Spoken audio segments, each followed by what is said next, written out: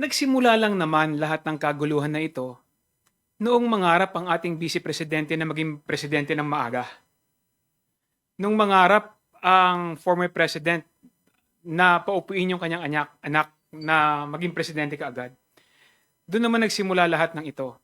Nakita naman natin ng ating presidente, si Presidente BBM, napakamahinahon na leader, napakamahinahon na tao dahil yan yung kanyang personalidad.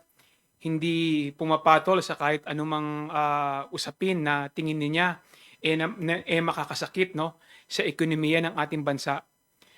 Nakita naman natin ang pagtatrabaho ng ating presidente kasama ng ating speaker. Wala silang ibang gustong mangyari kundi umangat, no, ang kabuhayan ng ating mamamayan.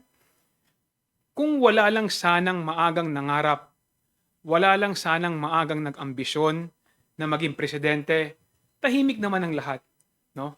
So, yung mga nangyayaring usapin na ito ngayon, alam naman natin pare-parehas kung ano yung pinagmulan, no?